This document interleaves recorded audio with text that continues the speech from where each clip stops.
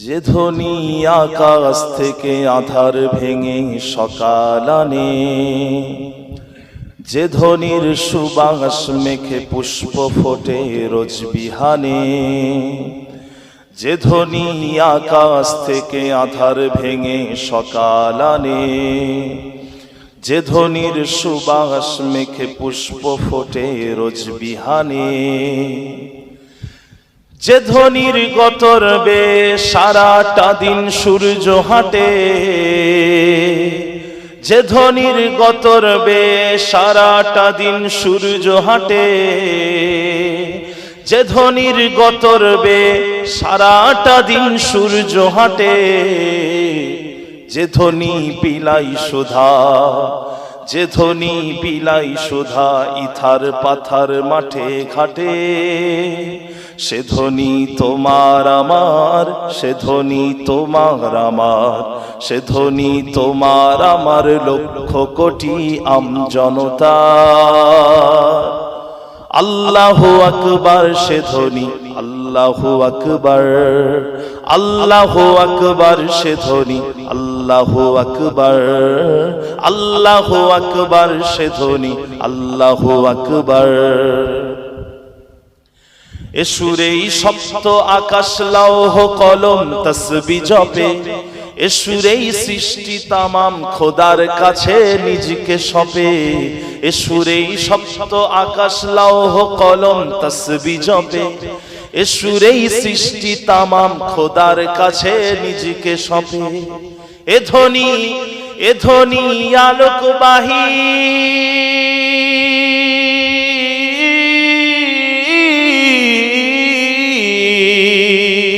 এ ধ্বনি আলোকবাহী সত্য ন্যায়ের পবিত্র সুর, এ ধ্বনি, এ ধ্বনি আলোকবাহী সত্য ন্যায়ের পবিত্র সুর।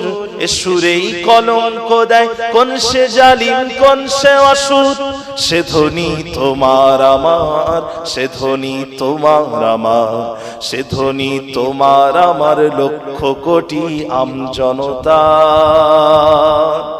আল্লাহু আকবার সে ধ্বনি, আল্লাহু আকবার, আল্লাহু আকবার সে ধ্বনি, আল্লাহু আকবার, আল্লাহু আকবার সে ধ্বনি, আল্লাহু আকবার।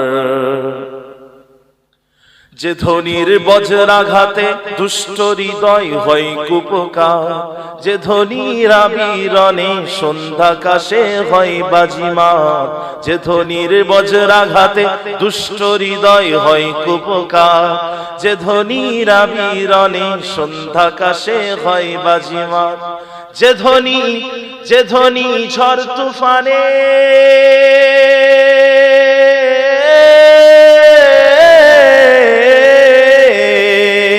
যে ধ্বনি ঝড় তুফানে হিংস্র মুখে লাগাম পড়াই, যে ধ্বনি, যে ধ্বনি ঝড় তুফানে হিংস্র মুখে লাগাম পড়াই, এ সুরেই আষাঢ় বাণী ছলকে ওঠে বন্যা ধারায়, সে ধ্বনি তোমার আমার, সে ধ্বনি তোমার আমার, সে ধ্বনি তোমার আমার লক্ষ কোটি আমজনতা। আল্লাহু আকবার সে ধ্বনি, আল্লাহু আকবার, আল্লাহু আকবার সে ধ্বনি, আল্লাহু আকবার, আল্লাহু আকবার সে ধ্বনি, আল্লাহু আকবার, আল্লাহু আকবার সে ধ্বনি, আল্লাহু আকবার, আল্লাহু আকবার সে ধ্বনি, আল্লাহু আকবার। আল্লাহুম্মা সাল্লি আলা,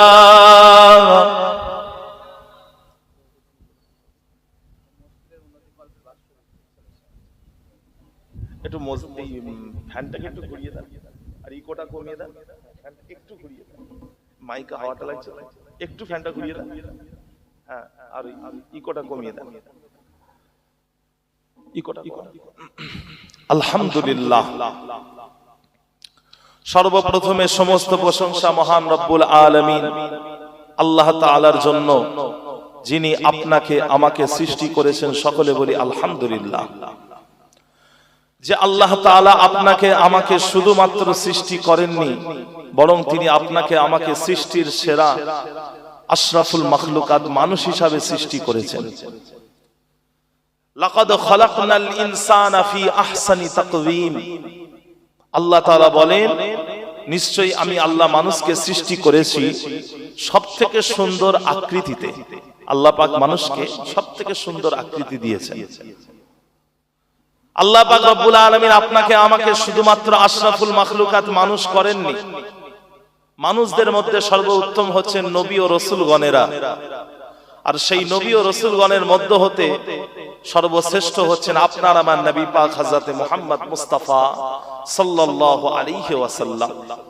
আল্লাহ তাআলা আপনাকে আমাকে সেই আখেরি জামানার নবীর উম্মতি করেছেন। সকলে বলি আলহামদুলিল্লাহ। লক্ষ কোটি দরুদ ও সালাম আখায়ে নামদার মুফাক্কারে মাওজুদার সাইয়্যিদুল মুরসালিন রাহমাতুল লিল আলামিন শফিউল মুজনিবিন রাসূলুল্লাহ সাল্লাল্লাহু আলাইহি ওয়াসাল্লামের উপরে আল্লাহর নবী বলছেন, মান সাল্লা আলাইয়া সালাতান সাল্লাল্লাহু আলাইহি বিহা আশারা, যে ব্যক্তিটা আমি রাসূলুল্লাহ আমার উপরে একবার দরুদ পড়ে আল্লাহ তাআলা ওই ব্যক্তির উপরে 10 বার দরুদ পড়ে। আল্লাহ তাআলা বান্দার উপর 10 বার দরুদ পড়েন, এর অর্থ কি? এর অর্থ হলো আল্লাহ তাআলা ওই বান্দার উপরে 10টা রহমত দান করেন, তার 10টা গুনাহ মাফ করেন এবং তার মর্যাদা আল্লাহ তাআলা 10টা বাড়িয়ে দেন। জোরে বলুন সুবহানাল্লাহ। রাসূলুল্লাহ সাল্লাল্লাহু আলাইহি ওয়াসাল্লাম তিনি আরো বলছেন, ইন্না আউলান নাসি বি ইয়াউমাল কিয়ামাতি আকসারুহুম আলাইয়া সালাহ, নিশ্চয়ই কিয়ামতের দিনে আমি রাসূলুল্লাহ আমার নিকট সর্বোত্তম ব্যক্তি ওই ব্যক্তিটা হবে যে ব্যক্তিটা আমার উপরে সবথেকে বেশি দরুদ পড়ে। রাসূলুল্লাহ সাল্লাল্লাহু আলাইহি সাল্লাম আরো বলছেন, মান সাল্লা আলাইয়া হিনা ইউসবিহু আশারা ওয়া হিনা ইউমসি আশারা আদরাকাতহু শাফাআতি ইয়াউমাল কিয়ামাহ, যে ব্যক্তিটা আমি রাসূলুল্লাহ সাল্লাল্লাহু আলাইহি সাল্লাম আমার উপরে সকাল বেলায় 10 বার দরুদ পড়ে এবং সন্ধ্যা বেলায় 10 বার দরুদ পড়ে, কিয়ামতের দিনে হাসরের ময়দানে ওই ব্যক্তিরা আমি রাসূলুল্লাহ সাল্লাল্লাহু আলাইহি সাল্লাম আমার শাফাআত সুপারিশই লাভ করবে। একবার বলুন না সুবহানাল্লাহ। প্যারে হাজিরিন মজলিস, আমার আমিনপুর পলতাডাঙ্গা এলাকার বাসিন্দারা, আলেম হাফেজ কারি উলামা ইকরাম জ্ঞানী গুণী পণ্ডিতেরা, কাছের এবং দূরের আমার সমস্ত আল্লাহওয়ালা মুসলমান ভাই এবং বোনেরা, সম্মানীয় এলাকার মসজিদের ইমাম সাহেব, মুয়াজ্জিন সাহেব, মুসল্লি গণেরা, আমার মুরব্বী জানেরা, পর্দার অন্তরালে অবস্থিত আমার ধার্মিকা আম্মা জান ও বোনেরা, স্নেহের ছোট ছোট বাচ্চা বাচ্চা ভাই এবং বোনেরা, মাশাআল্লাহ আল্লাহ পাক রব্বুল আলামিন আপনাকে আমাকে এই পলতাডাঙ্গা এলাকার মসজিদের উন্নতি প্রকল্পের বাৎসরিক ইসালে সওয়াবের মাহফিলে আল্লাহ পাক হাজির করলেন। একবার সকলে বলি আলহামদুলিল্লাহ। প্যারে হাজিরিন মজলিস, আল্লাহ তাআলা আপনাকে আমাকে এমন একটা জায়গায় বসার সুযোগ করে দিলেন যেই জায়গার মর্যাদা, যেই জায়গার মারতাবা স্বয়ং রাসূলুল্লাহ সাল্লাল্লাহু আলাইহি সাল্লাম পাক জবানে বলে গেছেন, রিয়াজুল জান্নাহ, জান্নাতের বাগান। দুনিয়ার বুকে 4 জায়গাকে জান্নাতের বাগান বলা হয়, প্রধানত 4 জায়গাকে জান্নাতের বাগান বলা হয়। প্রথম নাম্বার হলো মা বাইনা বাইতি ওয়া মিনবারি রাউদাতুম মিন রিয়াদিল জান্নাহ। আল্লাহর নবী বলছেন, আমার ঘর এবং মসজিদে নববী শরীফের মেম্বার, এর মাঝখানের জায়গাটা হলো জান্নাতের বাগানগুলোর মধ্য থেকে একটা জান্নাতের বাগান। আরো 3টে জান্নাতের বাগান আছে, যেমন প্রথম নাম্বার হলো জিকিরের মজলিস, যে জায়গায় জিকির হয় ওই জায়গাটা হলো জান্নাতের বাগান। দ্বিতীয় নাম্বার হলো ইলমের মজলিস, শিক্ষার মজলিস, যেখানে কোরআন হাদিসের কথা হয় ওটা হলো জান্নাতের বাগান। তৃতীয় নাম্বার হলো মসজিদ, যেটা মসজিদ সেটা হলো জান্নাতের বাগান। তো এই 4 জায়গা হচ্ছে জান্নাতের বাগান। আল্লাহ পাক আপনাকে আমাকে জিকিরের মজলিসে এবং ইলমের মজলিসে বসার সুযোগ করে দিয়েছে। আল্লাহ পাক আপনাকে আমাকে এখানে বসাটাকে কবুল করে নেন এবং এই মজলিসটাকে আল্লাহ পাক আমাদের আখিরাতের নাজাতের একটা ওসিলা করে দেন, আমাদের পরিবর্তনের একটা ওসিলা করে দেন। বলুন আল্লাহুম্মা আমিন। আমার দিনদার ইমানদার নেককার আল্লাহওয়ালা ভাই জানেরা, আল্লাহ রাসূল সাল্লাল্লাহু আলাইহি ওয়াসাল্লাম তিনি আপনার আমার কাছে শ্রেষ্ঠ আদর্শ রেখে গিয়েছেন। ইন্নাকা লাআলা খুলুকিন আযীম, নিশ্চয়ই চরিত্রের দিক থেকে তুমি হচ্ছ সবার উপরে, চরিত্রের দিক থেকে তুমি হচ্ছ সবার উপরে। আল্লাহ পাক আমার নবী পাকের চরিত্রকে কত সমুচ্চ করেছিলেন। লাকাদ কানা লাকুম ফি রাসূলিল্লাহি উসওয়াতুন হাসানাহ, নিশ্চয়ই তোমাদের মধ্যে রাসূলুল্লাহ সাল্লাল্লাহু আলাইহি ওয়াসাল্লামের মধ্যে রয়েছে উত্তম আদর্শ, উত্তম চরিত্র।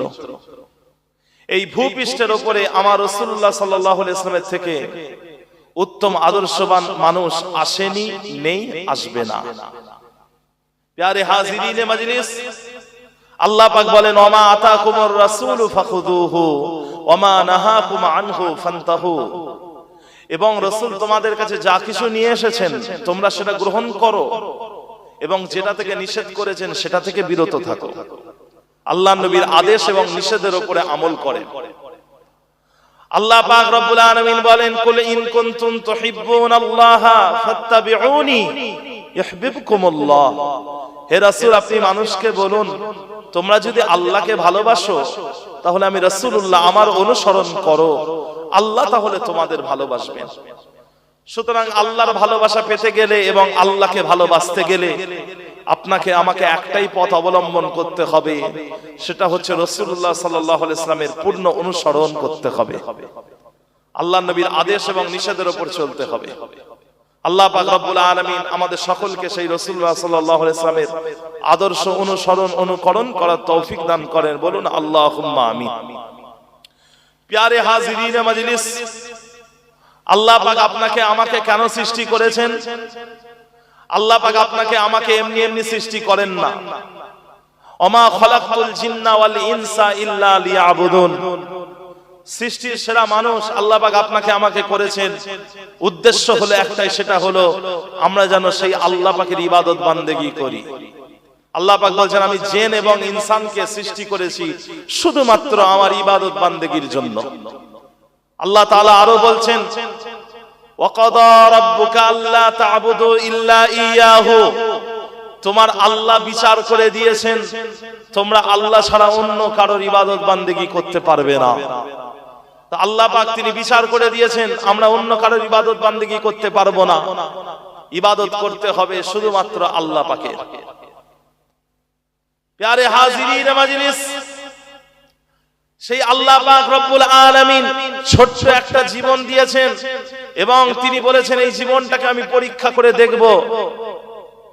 আল্লাযী খালাকাল মাউতা ওয়াল হায়াতা লিয়াবলুয়াকুম আইয়ুকুম আহসানু আমালা, যিনি জীবনকে সৃষ্টি করেছেন এবং মৃত্যুকে সৃষ্টি করেছেন তোমাদেরকে পরীক্ষা করার জন্য, তোমাদের কার আমলটা কত সুন্দর, কার আমল কত সুন্দর সেটা আল্লাহ পাক পরীক্ষা করবেন। আহাসিবান নাসু আন ইউতরাকু আন ইয়াকুলু আমান্না ওয়া হুম লা ইফতানুন, আল্লাহ পাক বলছেন মানুষ কি মনে করে, মানুষ কি ধারণা করে তারা আমি আল্লাহ, আমাকে তারা বলবে আমরা ঈমান এনেছি আর আমি আল্লাহ, তাদের কি কোনো পরীক্ষা নেব না, তাদেরকে এমনি এমনি ছেড়ে দেব? আল্লাহ পাক বলেছেন আমি তোমাদের পরীক্ষা নেব। আল্লাহ পাক যেন আমাদের জন্য এই পরীক্ষাকে সহজ করে দেন, আসান করে দেন। বলুন আল্লাহ। কিসের পরীক্ষা নেবেন? পরীক্ষা নেবেন একটাই, সেটা হলো কার আমল কত সুন্দর। তো আপনাকে আমাকে সুন্দর সুন্দর আমল তৈরি করে এই দুনিয়া থেকে যেতে হবে। রাসূলুল্লাহ সাল্লাল্লাহু আলাইহি সাল্লাম হযরতে আনাস ইবনে মালিক রাদিয়াল্লাহু আনহুকে বললেন একটা আমলের ব্যাপারে, বললেন কি আমল?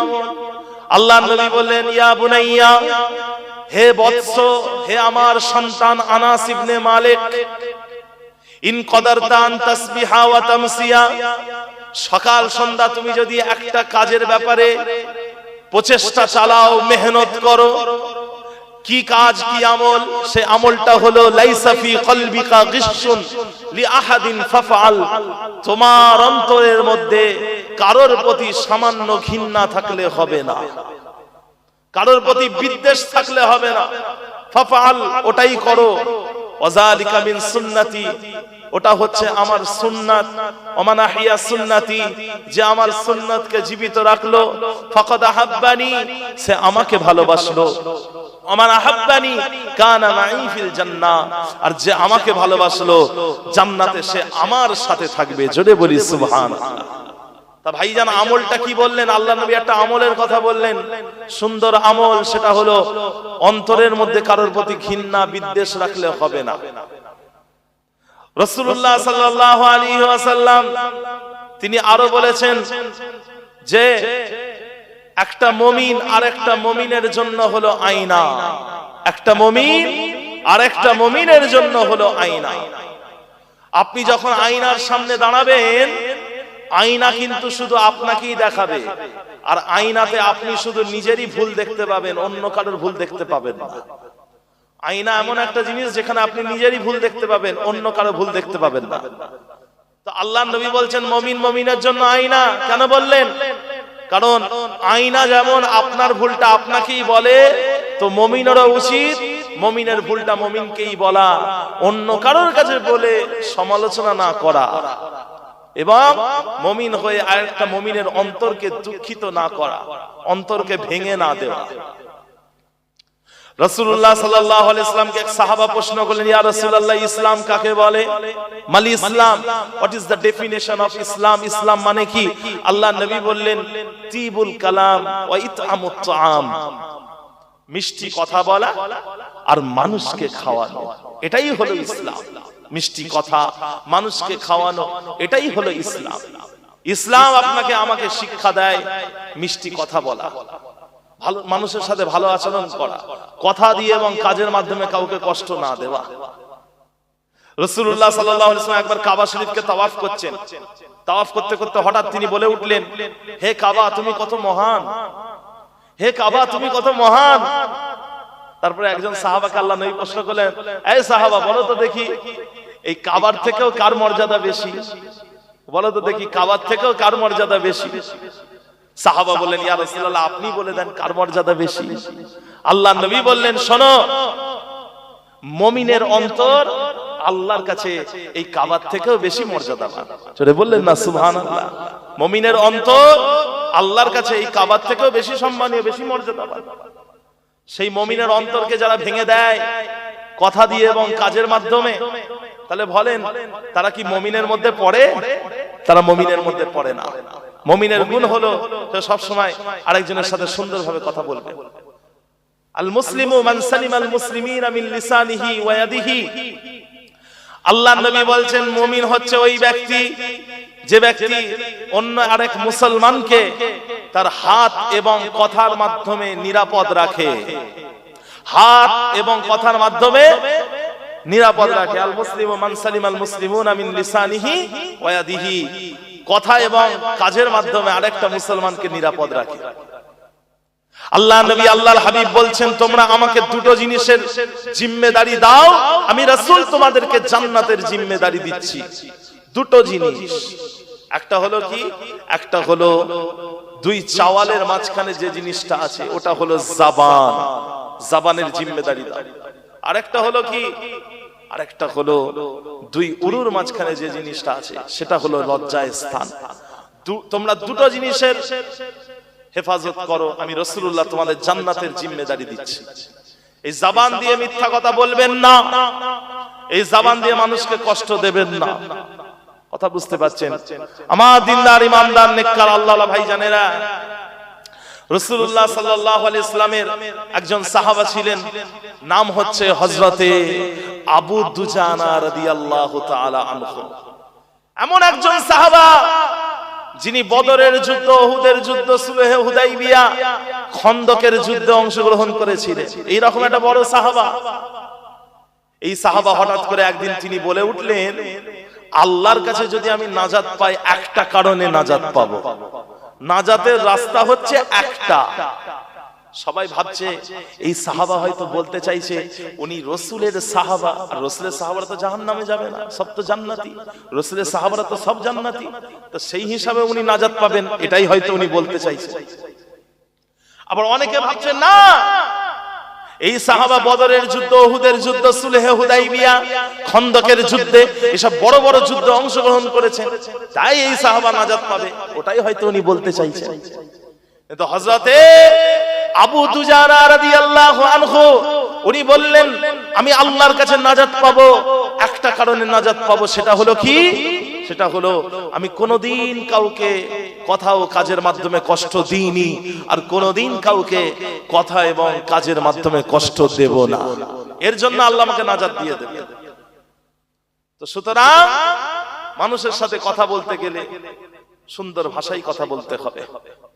আমাদের সমাজে বক্তারা শ্রোতা ধরে রাখে কিভাবে জানেন?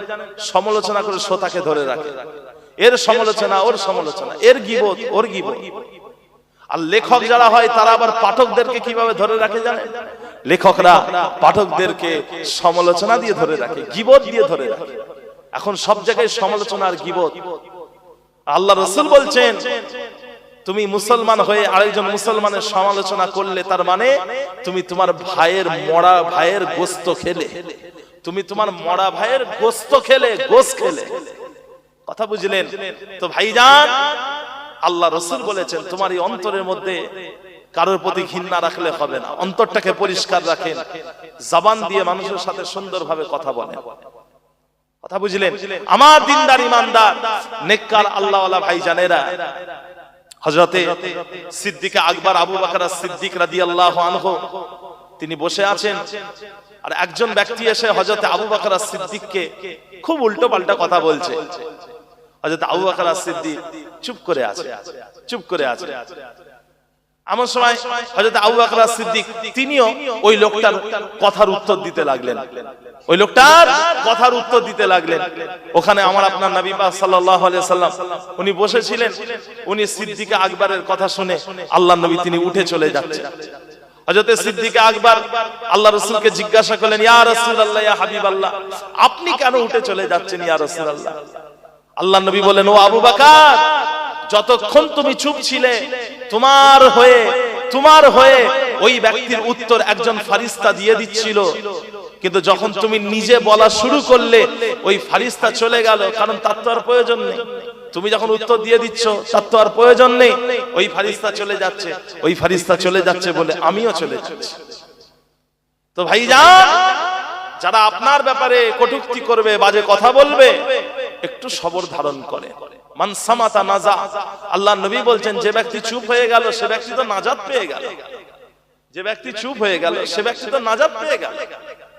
তো ভাইজান, যারা রহমানের বান্দা হয়, আল্লাহর বান্দা হয়, এদের গুণ হলো এটাই, এরা কিন্তু খারাপ কথার জবাব দেয় না, উত্তর দেয় না। আরে হাজিরিন, আল্লাহ পাক রব্বুল আলামিন বলেন, ওয়া ইবাদুর রহমানিল্লাযীনা ইয়ামশুনা আলাল আরদি হাওনা ওয়া ইযা খাতাবাহুমুল জাহিলুনা ক্বালু সালামা।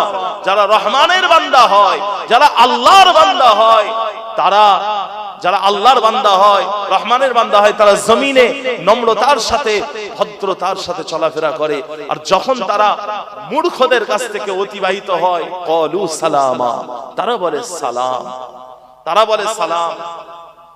প্যারে হাজিরিন মাজলিস, আমার রাসূলুল্লাহ সাল্লাল্লাহু আলাইহি সাল্লামকে কতজন কত কটূক্তি করেছে। পৃথিবীর বুকে যত নবী আম্বিয়া এসেছেন সমস্ত নবীদেরকে কত কটূক্তি করেছে, কিন্তু নবীরা সবরের সাথে তাদের মোকাবেলা করেছে, সবরের সাথে সবর ধারণ করেছে। কথা বুঝতে পারছেন? আপনাকে আমাকেও কথা বলতে গেলে একটু কথা বলতে গেলে বুঝে শুনে বলতে হবে, মানুষকে কষ্ট দিলে হবে না। জবানের মাধ্যমে, কাজকর্মের মাধ্যমে মানুষকে কষ্ট দিলে হবে না। আল্লাহ পাক রব্বুল আলামিন আমাদেরকে হেফাজত করেন, বলুন আল্লাহুম্মা আমিন। ভাইজান, মানুষের সাথে আপনি যদি ভালোভাবে কথা বলেন, এতে কিন্তু ফায়দা হবে, ক্ষতি হবে না। এতে কিন্তু ভালো ফায়দা হবে, ক্ষতি হবে না। ভাইরা আমার, দোস্ত আমার, ও আমার দিন দরদিরা, আমার আল্লাহ ওয়ালা গনেরা, ও ভাইয়ারেরা, আমার আপনার নবী পাক সাল্লাল্লাহু আলাইহি ওয়াসাল্লাম যখন ইসলামের প্রচার করতেন ওই সময়তে মক্কার কাফেরেরা আবু জেহেল, আবু লাহাব, উতবা, শাইবা, ওয়ালিদ ইবনে মুগীরা এরা মক্কার প্রধান দরওয়াজায় দাঁড়িয়ে থাকতো। তৎকালীন সময়ে যে সমস্ত হাজী সাহেবগণেরা হজ করতে আসতো তাদেরকে বলে দিত, এ হাজী সাহেবরা তোমরা হজ করতে এসেছো, হজ করবে, কিন্তু মক্কায় একটা পাগল আছে, পাগলের কাছে কেউ যাবে না। সবাই যখন জিজ্ঞাসা করে ওই পাগলের নাম কি, ওই সময়তে তারা বলে ওই পাগলের নাম হলো মুহাম্মদ। জোরে বলুন নাউজুবিল্লাহ। ও ভাইজানেরা, আরবিতে একটা কথা রয়েছে, আল ইনসানু হারিসুন আলা মা মুনিআ, মানুষকে যেই ব্যাপারে নিষেধ করা হয় মানুষ সেটা বেশি বেশি করে করে, মানুষকে যেটার ব্যাপারে নিষেধ করা হয় মানুষ সেটা বেশি বেশি করে করে। আল্লাহ নবীর কাছে যেতে যত বারণ করেছে মানুষ তত খুঁজে খুঁজে আমার আপনার নবী পাকের কাছে চলে গিয়েছে। আমার রাসূলুল্লাহ সাল্লাল্লাহু আলাইহি ওয়াসাল্লাম তাদের কাছে কোরআনের আয়াত পড়ে শুনিয়েছে, আর কোরআনের আয়াত শুনে এই সমস্ত মানুষেরা মুগ্ধ হয়ে গিয়ে ঈমানের কলেমা পড়ে মুসলমান হয়ে গিয়েছে। যদি বললেন না সুবহানাল্লাহ। যে ভাইজান মানুষ খারাপ আচরণ করেছে, আল্লাহ নবী তাদের সাথে ভালো আচরণ করেছেন, নিজের পরিচয় দিয়েছেন। হযরত তুফাইল বিন আমর আদ-দাওসী, ইনি দাউস গোত্রের সবথেকে বড় কবি ছিলেন। তুফাইল বিন আমর আদ-দাওসী দাউস গোত্রের সবথেকে বড় কবি। ইনাকে মক্কার কাফেররা বলেছিল, এ তুফাইল বিন আমর আদ-দাওসী, তুমি মক্কায় হজ করতে এসেছো, হজ করবে, কিন্তু মক্কায় একটা কবি আছে, ওই কবির কাছে যাবে না। বলছে কবিটার নাম কি? বলছে কবিটার নাম হচ্ছে মুহাম্মদ। ও এমন কবিতা পড়ে, ওর কবিতায় মানুষ পাগল হয়ে যায়। তুফাইল বিন আমর আদ-দাওসী কি করেছেন, কানের মধ্যে তুলো ঢুকিয়ে উনি কাবা শরীফকে তাওয়াফ করছেন। কানে তুলো ঢুকিয়ে কাবা শরীফ তাওয়াফ করছেন যাতে রাসূলের কথা ওনার কানের মধ্যে না ঢোকে। একটা সময় ওনার নিজের মনে হয়েছে রাসূল কত বড় কবি, রাসূল কি আমার থেকেও বড় কবি, মুহাম্মদ সাল্লাল্লাহু আলাইহি ওয়াসাল্লাম কি আমার থেকেও বড় কবি, কারণ আমি তো দাউস গোত্রের সবথেকে বড় কবি। তুফাইল বিন আমর আদ-দাওসী উনি কি করলেন, কান থেকে তুলোগুলো খুলে উনি আল্লাহ রাসূলের কাছে গিয়ে বললেন, আপনার ব্যাপারে মানুষ বলছে আপনি নাকি অনেক বড় একজন কবি, কেমন কবিতা বলেন আপনি একটু শোনান, আমি আপনার কবিতা শুনতে এসেছি। তো ভাইজান রাসূলুল্লাহ সাল্লাল্লাহু আলাইহি ওয়াসাল্লাম বলেন, এটা কবিতা নয়, এটা হচ্ছে আল্লাহ পাকের কথা, আল্লাহ পাকের বাণী। আমার রাসূলুল্লাহ সাল্লাল্লাহু আলাইহি ওয়াসাল্লাম কোরআন মাজিদ থেকে সূরা ইখলাস, সূরা ফালাক পড়ে শোনালেন। আল্লাহর নবী যখন এই সূরা দুটো পড়লেন, ওই সময় তুফাইল বিন আমর আদ-দাওসী তিনি অনুভব করলেন এই কথাটা কোনো মানুষের কথা হতে পারে না, এই কথাটা কোনো মানুষের কথা হতে পারে না, এই কথাটা হচ্ছে আল্লাহ পাকের কথা, এই কথা মানুষের নয়। কারণ মানুষ কিভাবে কবিতা লেখে ওটা আমি তুফাইল বিন আমর আদ-দাওসী খুব ভালো করে জানি, কারণ আমি হলাম দাউস গোত্রের সবথেকে বড় কবি। তো তুফাইল বিন আমর আদ-দাওসী আল্লাহ রাসূলকে বলেছিলেন, ইয়া রাসূলুল্লাহ, আপনি আমাকে ঈমানের কালেমা পড়ে মুসলমান করে দেন। জোরে বলুন সুবহানাল্লাহ।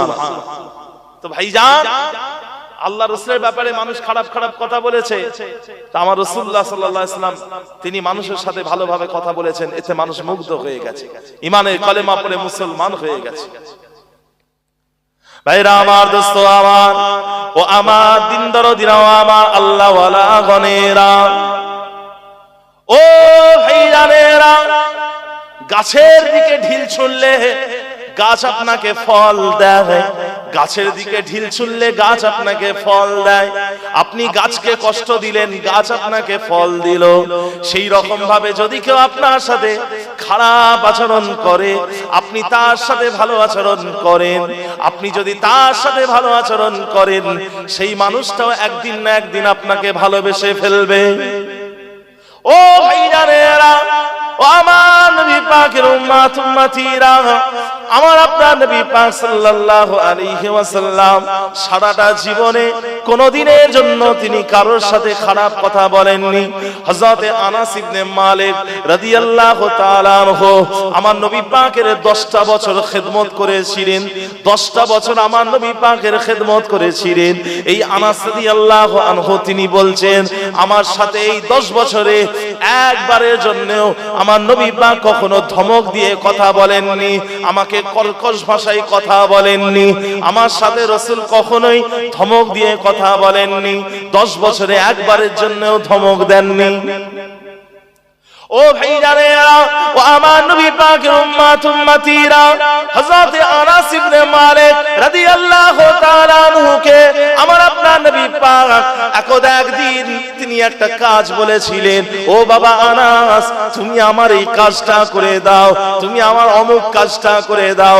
হযরত আনাস রাদিয়াল্লাহু আনহু আল্লাহর নবীর কাজটা করার জন্য ঘর থেকে বেরিয়ে গেলেন।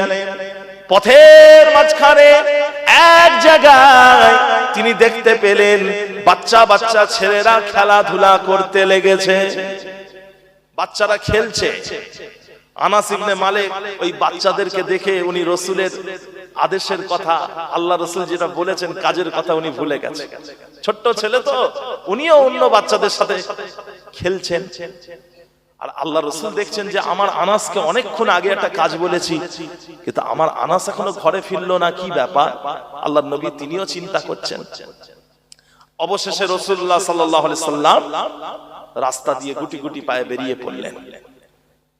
কিছু দূর যাওয়ার পরে আল্লাহর নবী দেখতে পেলেন আনাস রাদিয়াল্লাহু আনহু ছোট্ট ছোট্ট ছেলেদের সাথে খেলছেন। রাসূলুল্লাহ সাল্লাল্লাহু আলাইহি ওয়াসাল্লাম পেছন দিক থেকে এসে আনাস রাদিয়াল্লাহু আনহুর কাঁধে হাত দিলেন।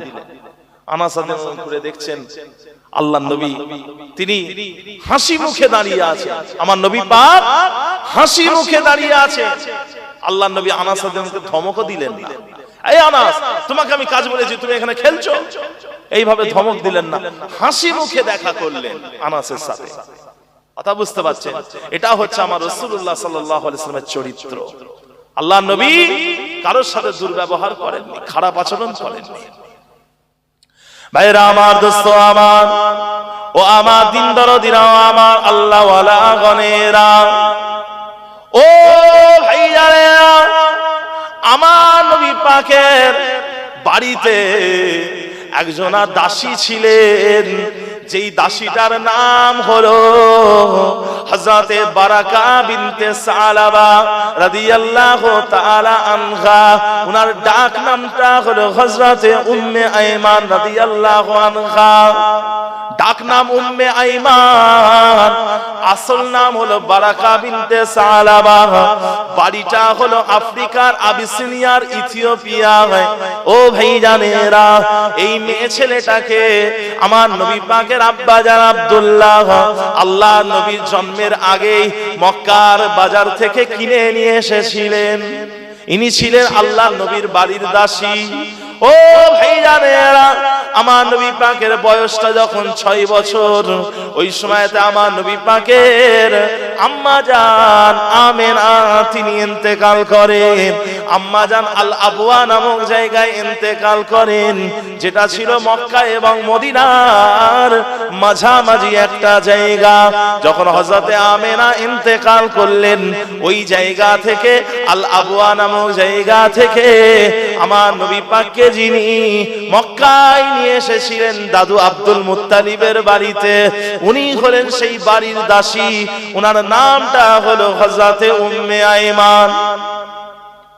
ও ভাইজানেরা, আমার নবী পাক যখন দাদু আব্দুল মুত্তালিবের বাড়িতে চলে এলেন, ওই সময়তে আল্লাহ নবী ওই বাড়ির দাসী উম্মে আইমানকে বলেছিলেন, ইয়া উম্মি, ও আমার আম্মা জান, আমি মুহাম্মদ আপনাকে স্বাধীন করে দিলাম, আপনাকে মুক্ত করে দিলাম। আম্মা জান, আমি আপনাকে মুক্ত করে দিলাম, আপনি যেখানে খুশি চলে যান, যেখানে খুশি চলে যান। বাড়ির দাসীকে আল্লাহ নবী 6 বছর বয়সে মুক্ত করলেন। আর শুধু মুক্ত করে দিলেন না, তিনাকে মা বলেও ডেকেছেন, মা বলে ডেকেছেন।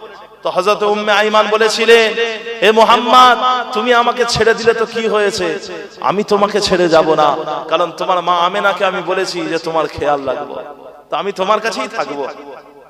তো ভাইজান, এই উম্মে আইমান আল্লাহ রাসূলের ইন্তেকাল পর্যন্ত আমার রাসূলুল্লাহ সাল্লাল্লাহু আলাইহি ওয়াসাল্লামের পাশে ছিলেন, ইন্তেকাল পর্যন্ত। দেখতে কালো ছিলেন, আফ্রিকার কালো মহিলা। একটা মা যখন সন্তান খায়, মা পাশে বসে থাকে। তো উম্মে আইমান আল্লাহ রাসূল যখন খেতেন পাশে বসে থাকতেন, খাইয়ে দিতেন, ঘুম পাড়িয়ে দিতেন। এমনকি আমার রাসূলুল্লাহ সাল্লাল্লাহু আলাইহি ওয়াসাল্লাম যখন পরবর্তীতে নবুয়তের দায়িত্ব পেয়ে গেলেন, তারপরেও কিন্তু হযরত উম্মে আইমান আল্লাহ রাসূলের প্রতি খেয়ালের কোনো ত্রুটি রাখেননি। কথা বুঝলেন? এই জন্য আমার রাসূলুল্লাহ সাল্লাল্লাহু আলাইহি ওয়াসাল্লাম তিনি বলেছিলেন, উম্মু আইমান হিয়া উম্মি বাদা উম্মি। উম্মে আইমান হচ্ছে আমার মায়ের পরের একজন মা। জোরে বলুন সুবহানাল্লাহ। আফ্রিকার কালো মহিলাকে মা বলে ডেকেছেন। আবার আমার রাসূলুল্লাহ সাল্লাল্লাহু আলাইহি ওয়াসাল্লাম তিনি তিনাকে স্বাধীন করে দিয়েছিলেন। ভাইরা আমার, দোস্ত আমার, ও আমার দিন দরদিরা, ইসলাম দরদি ভাই জানেরা, ও ভাইয়ারেরা, আমার রাসূলুল্লাহ সাল্লাল্লাহু আলাইহি ওয়াসাল্লাম ইন্তেকালের আগে কয়েকটা কথা বলেছিলেন। তার মধ্যে একটা কথা হলো as-সালাত, নামাজ। as-সালাত অর্থাৎ নামাজ, নামাজের কথা আল্লাহ নবী ইন্তেকালের আগে বলেছিলেন।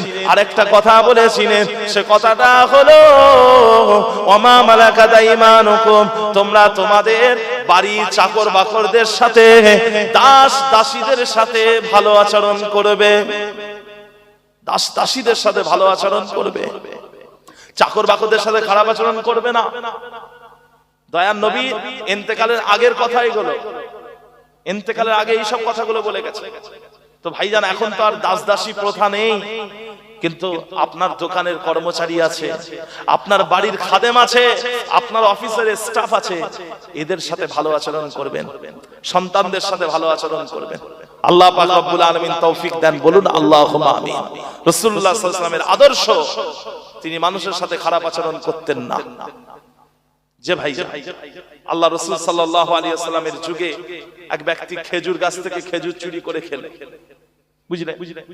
খেজুর গাছ থেকে, এই তো আমের সিজন এসে গেছে, এখন পাড়ায় পাড়ায় সব দেখবেন সব আম পেড়ে পেড়ে রাতারাতি সব আম ফাঁকা করে দিচ্ছে। কি বলে?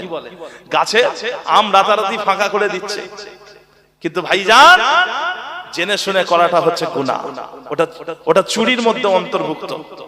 আপনি যদি জেনে শুনে যদি ওই গাছ থেকে আম পারলেন, ওটা চুরির অন্তর্ভুক্ত। আপনি কার গাছ পেয়েছেন, আপনি আম চুরি করে খেলে, কথা বুঝলেন? চুরি করা যাবে না। তো রাসূলুল্লাহ সাল্লাল্লাহু আলাইহি ওয়াসাল্লামের যুগে একটা যুবক ছেলে প্রতিদিন খেজুর গাছ থেকে খেজুর চুরি করে খেত, ঢিল মারত, খেজুর গাছে ঢিল মারত। আর একটা কথা আছে, চোরের 10 দিন গৃহস্থলীর একদিন।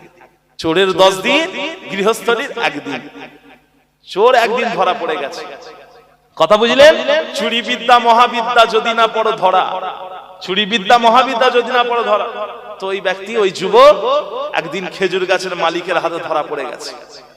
খেজুর গাছের মালিক তার হাতটাকে ধরে বলছে, তুমি আমার খেজুর গাছ থেকে খেজুর চুরি করেছো, তোমার বিচার রাসূলের দরবারে হবে, তোমার বিচার রাসূলের দরবারে হবে, চলো। তো এই যুবককে ধরে হনহন হনহন করে টেনে নিয়ে যাচ্ছে। আর যুবক সারা রাস্তা চিন্তা করছে যে আজকে রাসূলের দরবারে গেলে আমার কোন শাস্তিটা হবে, তিনি আমাকে কোন শাস্তিটা দেবেন। হয় তিনি আমার হাত কেটে নিতে বলবেন, অথবা আমাকে চাবুক মারতে বলবেন, অথবা আমাকে ধমক দেবেন, কোন তো একটা শাস্তি হবেই হবে। কিন্তু ভাইজান, যখন ওই যুবক মালিকের সাথে, মানে খেজুর গাছের মালিকের সাথে যুবক যখন আল্লাহ রাসূলের দরবারে হাজির হলেন, এবং ওই মালিক যখন আল্লাহ রাসূলের কাছে অভিযোগ করলেন, ইয়া রাসূলুল্লাহ, এই যুবক আমার খেজুর গাছ থেকে খেজুর চুরি করে খেয়েছে, আল্লাহর নবী তখন কেমন আচরণ করলেন? আমার রাসূলুল্লাহ সাল্লাল্লাহু আলাইহি ওয়াসাল্লাম যুবককে পাশে ডাকলেন, ডেকে তার মাথার উপরে হাত দিলেন, হাত দিয়ে বললেন, এ যুবক, তোমার ব্যাপারে যে অভিযোগ করা হচ্ছে, এই অভিযোগটা সত্য নাকি মিথ্যা? ওই সময়তে ওই যুবক বলেছিলেন, ইয়া রাসূলুল্লাহ, এই অভিযোগ হলো সত্য। আল্লাহর নবী বললেন, তুমি খেজুর গাছ থেকে কেন খেজুর চুরি করে খাও?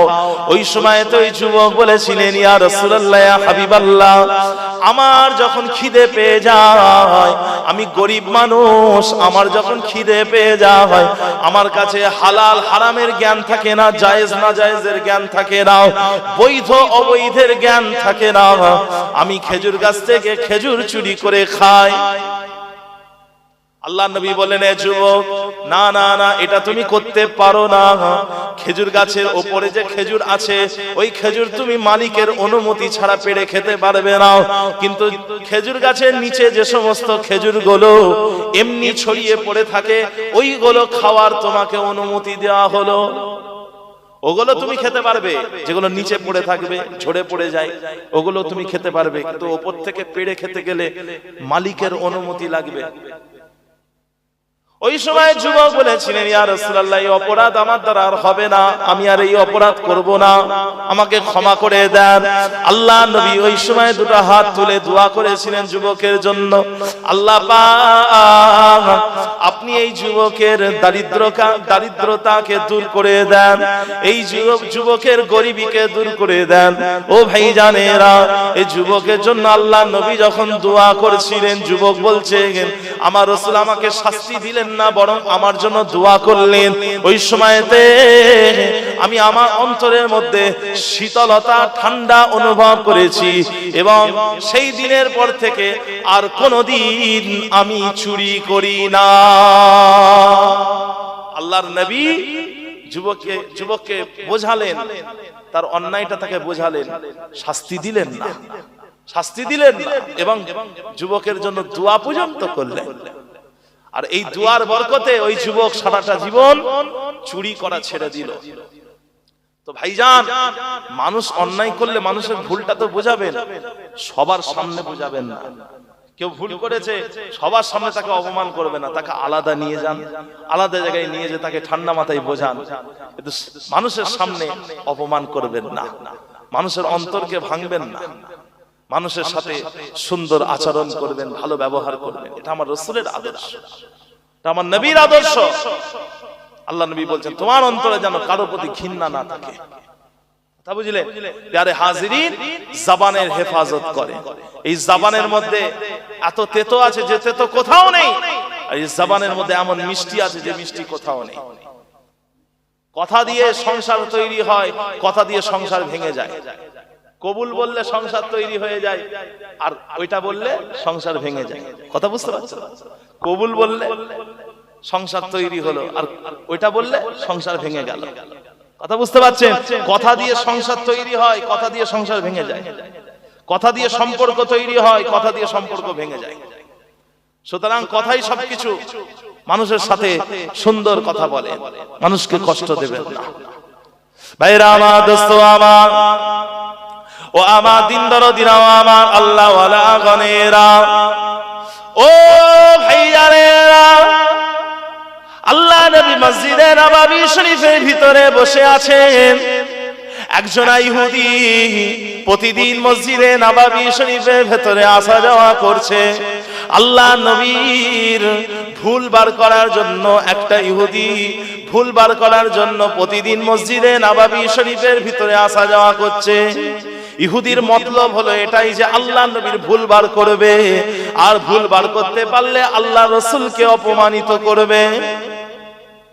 এখন দেখতে পান না, মুসলমানরা যদি একটা তিল পরিমাণে ভুল করে সেটাকে তাল করে দেখানো হয়, আর অন্যরা যারা যা করছে ওগুলোকে যত কম করে দেখানো যায়, আর মুসলমানরা ভুল করলে সেটাকে বড় করে দেখানো হয়।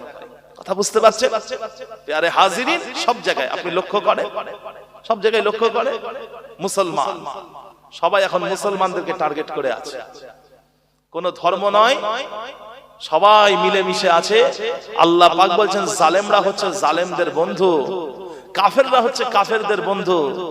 বিভিন্ন নাম নিয়ে এরা থাকে, বিভিন্ন নাম নিয়ে এরা থাকে, কিন্তু ভিতরে সকলের পরিকল্পনা একটাই, যে ইসলামকে পৃথিবী থেকে মুছে দেব। উদ্দেশ্য তো একটাই। আজকে বলে, আরে হাজিরিন, কি হচ্ছে? সবাই মুসলমানের পিছনে লেগে আছে। পৃথিবীর যে কোনো জায়গায় মুসলমান বললে সবাই খুশি, সবাই খুশি। কথা বুঝতে পারছেন? আর আমরা মুসলমানরা মাসলাগত পার্থক্য নিয়ে নিজেদের মধ্যে মারামারি করি। আর আমরা বেঈমান কাফেরদের নেতা করার জন্য নিজেরা মুসলমান ভাইয়ে ভাইয়ে লড়াই করি, মারামারি করি। আল্লাহর নবী বলছেন, সিবাবুল মুমিনি ফুসুকুন ওয়া কিতালুহু কুফরুন। মুসলমানকে গালি দেওয়া হচ্ছে ফাসিকি, আর মুসলমানকে হত্যা করা হচ্ছে কুফরি। মুসলমানকে গালি দেওয়া হচ্ছে ফাসিকি, আর মুসলমানকে হত্যা করা হচ্ছে কুফরি।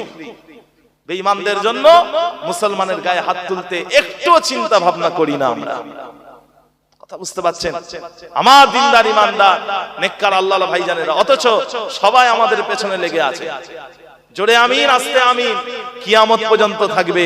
এগুলো আলেমদের ব্যাপার, এগুলো উলামাদের ব্যাপার, এগুলো মাসলাগত ব্যাপার। জোরে আমিন, আস্তে আমিন। কিয়ামত পর্যন্ত থাকবে। আপনি আপনারটা পালন করেন, সে তারটা পালন করবে। হ্যাঁ, নামাজের মধ্যে রফায়াদাইন করা, রফায়াদাইন না করা কিয়ামত পর্যন্ত থাকবে। এর কিন্তু এই রকমই অবস্থায় থাকবে। কিয়ামে নামাজে দাঁড়িয়ে রফায়াদাইন করা, এটা রফায়াদাইন না করা কিয়ামত পর্যন্ত থাকবে, বন্ধ হবে না। এর জন্য কিন্তু লড়াই করবেন না। আরে হাজিরিন, জোরে আমিন, আস্তে আমিন। কিয়ামত পর্যন্ত থাকবে। ইমামের পিছনে সূরা ফাতিহা পড়া, সূরা ফাতিহা না পড়া কিয়ামত পর্যন্ত থাকবে। তা বলে কি আপনারা মুসলমান মারামারি করবে? এগুলো তো আলেমদের ব্যাপার, আলেমরা বুঝবে। তোমরা সাধারণ মানুষ, তোমরা নামাজ পড়ো, রোজা রাখো, হজ করো, যাকাত দাও, হ্যাঁ, তোমাদের বাড়ির মেয়েদেরকে পর্দা করাও, তোমরা ওইসব নিয়ে মাথা মারবে কেন? কথা বুঝতে পারছেন? আমার দিনদার ইমানদার নেককার আল্লাহওয়ালা ভাইজানেরা সবাই এখন বসে আছে, মুসলমানদের যদি কিছু পাওয়া যায়। আরে হাজিরিন, যে কথা বলছিলাম, আমার যদি ডকুমেন্টস যদি ঠিক না থাকে, তাহলে এসআইআর এ আমি ডকুমেন্টস দেবো? এ কথা বলেন না। আমার ডকুমেন্টস আছে বলেই তো আমি এসআইআর এ দিয়েছি। তুমি আমার নামটা ডিলিট করলে কেন? তুমি আমার ভোটার তালিকা থেকে নামটা ডিলিট করলে কেন? আমার যদি কার্ডে নাম যদি ঠিক না থাকে, আমি কি এসআইআর এ ফর্ম ফিল আপ করতাম? আমার কার্ডে দম আছে বলেই তো আমি এসআইআর এ ফর্ম ফিল আপ করেছি। তুমি আমার নামটা ডিলিট করলে কেন? মুসলমান বলে সহ্য হয় না? মুসলমান দেখতে পারো না? খালি মুসলমানদেরকে চেপে দেবো কি করে? কথা বুঝতে পারছেন? একটু লম্বা জামা পরে, লুঙ্গি পরে যদি ঘুরি, সবাই আবার আমার মুখের দিকে তাকায়। অনেকে আবার এরকম করে তাকায়। এই তো এই পোশাকে সব জায়গায়, এই যে দেখছেন যেটা পরে আছি, এই পরেই সব জায়গায় যায়। জামা, লুঙ্গি, সে এয়ারপোর্ট হোক আর শপিং মল হোক আর যেখানেই হোক, বাজারে হোক, হাটে হোক, যেখানেই হোক, টুপি, জামা, লুঙ্গি। আর কিছু কিছু লোক আবার এইরকম ভাবে তাকায়, অথচ নিজেরা যেগুলো পড়ে আছে দেখে যেন মনে হচ্ছে এক একটা জোকার দাঁড়িয়ে আছে। জোকার, বুঝতে পারছেন না?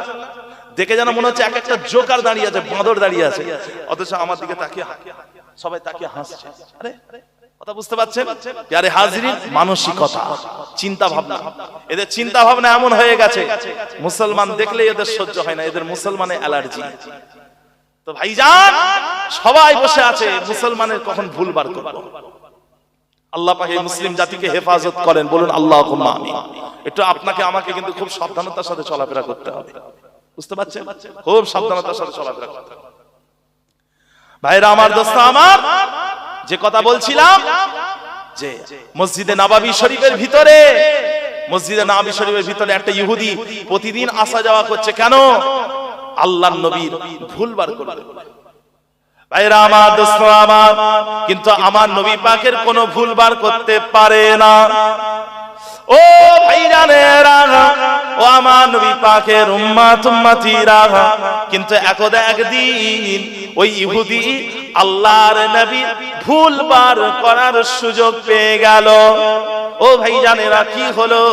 একজন গ্রাম্য মানুষ, একজন গ্রাম্য সাহাবা আল্লাহর নবীর দরবারে উপস্থিত হলেন। আমার আপনার নবী পাককে বলতে লাগলেন, ইয়া রাসূলুল্লাহ, ইয়া হাবিবাল্লাহ, আমি অমুক গ্রাম থেকে এসেছি। ইয়া রাসূলুল্লাহ, আমার গ্রামের লোকেদেরকে বলেছিলাম, তোমরা যদি কলেমা পড়ে নাও তাহলে তোমাদের টাকা পয়সা, ধন দৌলত বেড়ে যাবে, তোমরা সব ধনী হয়ে যাবে, পয়সাওয়ালা হয়ে যাবে।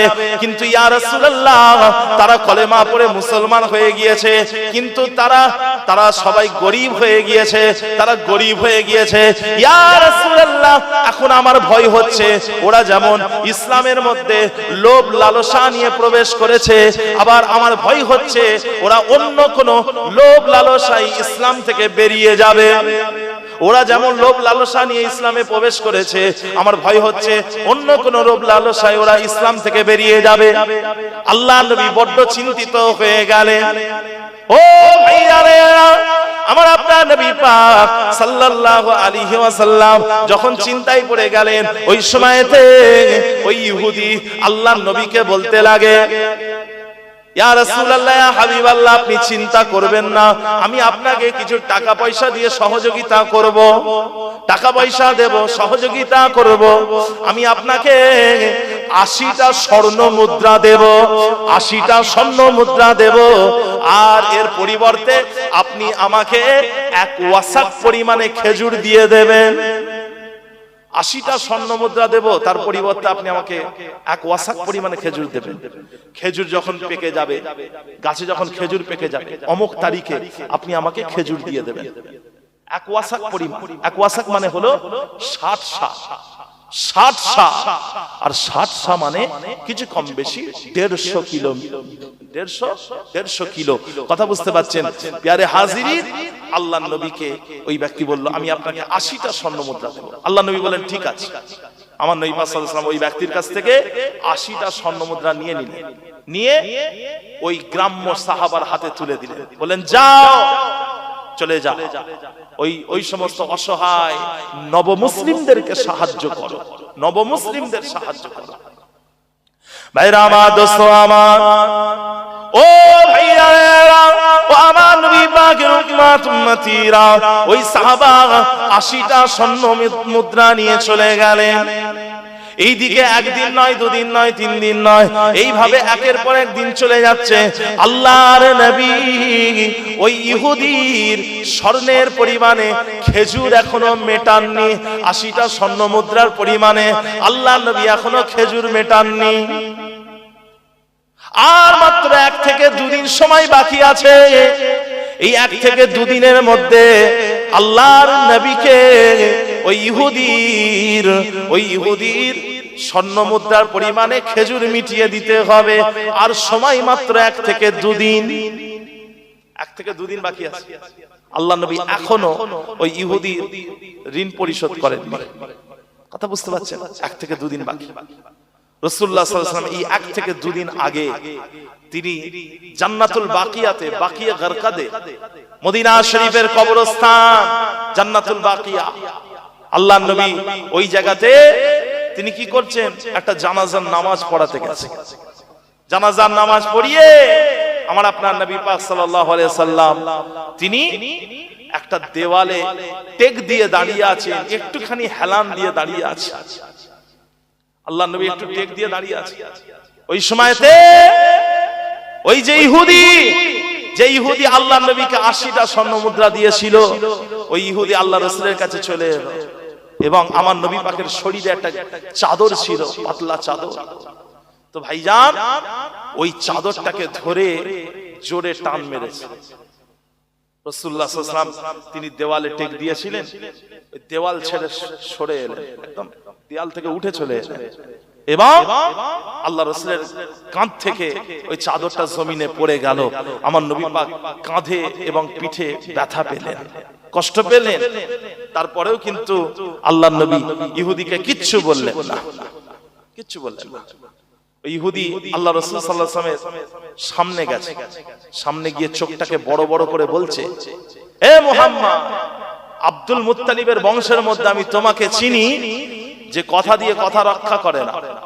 তুমি আমার টাকা নিয়ে সেই টাকার পরিমাণে খেজুর দাওনি কেন? এখনো খেজুরের ঋণটা পরিশোধ করুনি কেন? এইভাবে আল্লাহ রাসূলকে দোষারোপ করছে। কিন্তু অথচ আল্লাহ রাসূলের হাতে এখনো 1 থেকে 2 দিন সময় ছিল। এই 1 থেকে 2 দিনের মধ্যে যদি না দিতেন তাহলে আলাদা কথা ছিল। কথা বুঝতে পারছেন?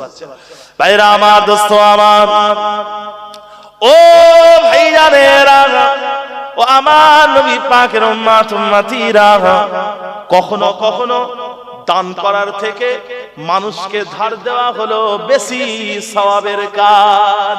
কখনো কখনো মানুষকে দান করার থেকে মানুষকে ধার দেওয়ার সওয়াব হলো বেশি। কথা বুঝলেন? কিছু কিছু মানুষ, কথা বুঝলেন, পয়সা চাইতে পারে না, সাহায্য নিতে পারবে না, কিন্তু ধার নিতে পারবে। তা আপনি যদি তাকে ধার দেন, সওয়াবের কাজ, ধার দেওয়াও তো সওয়াবের কাজ। কিন্তু বর্তমান সময়ে ধার দিতে গেলে কি হয় বলেন তো? আপনি ধার দেবেন, যেন মনে হবে ধারটা আপনি তাকে দেননি, সে আপনাকে ধার দিয়েছে, এমন একটা পরিস্থিতি হয়েছে। এই জন্য আমি যেটা করি ভাইজান, সেটা সত্যি কথা বলছি, ধার চাইলে আমি বলি ভাই ধার দিতে পারবো না, আর আপনি যত টাকা চাইছেন ওটাও দিতে পারবো না, তবে অল্প কিছু আপনাকে দিচ্ছি, আপনি এটা পুরোপুরি রেখে দেন, ধার দেবো না, আমরা ধার দেবো না। কথা বুঝতে পারছেন? আরে হাজিরিন, তো কার কখন পরিস্থিতি কি তৈরি হয় আল্লাহ পাক তিনি ভালো জানেন। তবে ধার এখন দিতে গেলে অত্যন্ত বুঝে সুঝে দিতে হচ্ছে গো। তো কিন্তু মুসলমানদের আচরণ তো এরকম হওয়া উচিত নয়। আপনি যাকে ধার দিয়েছেন তাকে তাড়াতাড়ি ধারটা মিটিয়ে দেবেন, পরিশোধ করে দেবেন। প্যারে হাজিরিন, যে কথা বলছিলাম, কখনো কখনো দান করার থেকে ধার দেওয়ায় সওয়াব বেশি হয়। ভাইরা আমার, দোস্ত আমার, ও ভাইজানেরা, কিন্তু আমার নবী পাককে যারা আমানত দিত, আল্লাহর নবী সেই আমানতের খেয়ানত করতেন না। নবুয়ত লাভ করার আগে বলুন আর নবুয়ত লাভ করার পরে বলুন, আল্লাহর নবীর থেকে উত্তম আমানতদার কেউ ছিল না। কিন্তু ওই ইহুদি আল্লাহর নবীকে আমানতের খেয়ানতকারী বলে দোষারোপ করতে লেগেছে। ও ভাইয়ারেরা, আমার আপনার নবী পাক যখন 40 বছর বয়সে নবুয়তের দায়িত্ব পেয়ে গেলেন, ওই সময়তে আবু জেহেল, আবু লাহাব, উতবা, শাইবা, ওয়ালিদ ইবনে মুগীরার মতো মানুষেরা আল্লাহর নবীর বিরোধিতা করতে লাগলো। মক্কার মুশরিকরা তারা তাদের সাপোর্ট করতে লাগলো, কাফেরদের সাপোর্ট করতে লাগলো। কিন্তু আশ্চর্যজনক কথা হলো এটাই যে তাদের জিনিসপত্র, তাদের টাকা পয়সা আল্লাহর নবীর কাছে জমা থাকতো, তারা কিন্তু সেই জমা রাখা জিনিসগুলোকে কিন্তু আল্লাহর নবীর কাছ থেকে নিয়ে নিল না, তারা ওই জিনিসগুলোকে আল্লাহ রসুলের কাছেই জমা রেখে দিল। রসুলকে নবী বলে মানলো না, কিন্তু যেগুলো জমা রেখেছিল ওগুলো জমাই রেখে দিল। কারণ মক্কার মানুষেরা এই ব্যাপারে তাদের জ্ঞান ছিল যে এই মানুষটা কোনোদিনের জন্য আমানতের খেয়ানত করতে পারে না। 40 বছর বয়স অবধি আমানতের খেয়ানত করেনি, কাউকে মিথ্যা বলেনি এবং আগামীতেও বলবে না, এই বিশ্বাসটা কিন্তু তাদের মধ্যে ছিল। রাসূলুল্লাহ সাল্লাল্লাহু আলাইহি ওয়াসাল্লাম যখন হিজরত করেছিলেন, আলী রাদিয়াল্লাহু আনহুকে বিছানায় রেখে গেছিলেন। কেন? তার কারণ হলো আল্লাহ রাসূলের কাছে আমানত ছিল মক্কার মানুষদের। আল্লাহ রাসূল বলে গিয়েছিলেন, এ আলী, আমার এখান থেকে চলে যাওয়ার পরে এই আমানত অমুক লোকের কাছে পৌঁছে দেবে, অমুক লোকের আমানত অমুক লোকের কাছে ফিরিয়ে দেবে, এরকম ভাবে সব বলে দিয়ে গেছিলেন। কথা বুঝতে পারছেন? আল্লাহ রাসূল কত বড় আমানতদার ছিলেন। কিন্তু ওই ইহুদি রাসূলকে কি বলছে? তুমি তো আমানতের খেয়ানতকারী। আল্লাহ রাসূলের চাদর ধরে টেনেছে।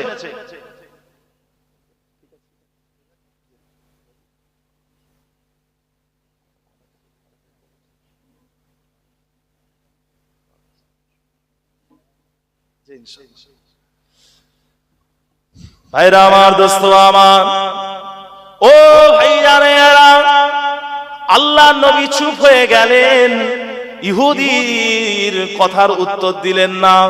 কিন্তু ওই জায়গাতে হযরত ওমর ফারুক রাদিয়াল্লাহু তাআলা আনহু তিনি উপস্থিত ছিলেন। হযরত ওমর ফারুক তিনি সহ্য করতে পারলেন না। হযরত ওমর ফারুক তিনি তখন ওই ইহুদিকে বললেন, ওরে আল্লাহর দুশমন, ওরে রাসূলের দুশমন, তুমি রাসূলের সাথে কেমন করে কথা বলছো সেটা আমি শুনছি, আর রাসূলের সাথে কেমন আচরণ করছো ওটা আমি দেখছি। তুমি রাসূলের সাথে কেমন করে কথা বলছো ওটা আমি শুনছি, আর রাসূলের সাথে কেমন আচরণ করছে ওটা আমি দেখছি। শোনো, আমি যদি আমার শখের জিনিসটাকে নষ্ট করে ফেলতাম তাহলে আমি তোমার গর্দান কেটে ফেলতাম। আমার শখের জিনিস হলো কি? আল্লাহকে রাজি করা, রাসূলকে রাজি করা। আমি যদি তোমাকে হত্যা করে দিই, রাসূল নারাজ হবে, আল্লাহ নারাজ হবে। ওই জন্য আমি তোমাকে হত্যা করছি না। আল্লাহ রাসূল সাল্লাল্লাহু আলাইহি ওয়াসাল্লাম ওই সময় হযরত ওমর ফারুককে বলেন, এ ওমর ফারুক, তুমি এই লোকটাকে কেন ধমক দিচ্ছ? ওমর ফারুক, তুমি তো আমাকে বলতে পারতে এই লোকটার সাথে এই লোকটার ঋণটাকে কিভাবে পরিশোধ করতে হয়, আর তুমি তো ওই লোকটাকে বলতে পারতে কিভাবে মানুষের সাথে সুন্দরভাবে কথা বলতে হয়। তুমি তো আমাকে বলতে পারতে কেমন করে ঋণ পরিশোধ করতে হয়, আর তুমি তো ওকে বলতে পারতে কেমন করে মানুষের সাথে ভালোভাবে কথা বলতে হয়। তুমি ওটা করলে না, তুমি ওকে ধমক দিলে। ওমর ফারুক, না, এই লোকটাকে তুমি ধমক দিও না, যাও এই লোকের ঋণটা তুমি পরিশোধ করে দাও এবং একে 1 ওয়াসাক পরিমাণে খেজুর দেওয়ার পাশাপাশি 20 সা পরিমাণে খেজুর বাড়তি দেবে। একে বাড়তি খেজুর দেবে, যেহেতু তুমি একে ধমক দিয়েছো, একে বাড়তি খেজুর দেবে। আল্লাহ নবী আদেশ করলেন। হযরত ওমর ফারুক ওই ব্যক্তিকে নিয়ে চলে গেলেন। ও ভাইয়ারে, ও আমার নবী পাকের উম্মত উম্মতিরা, হযরত ওমর ফারুক ওই ব্যক্তিকে 1 ওয়াসাক পরিমাণে খেজুর দিয়ে দিলেন।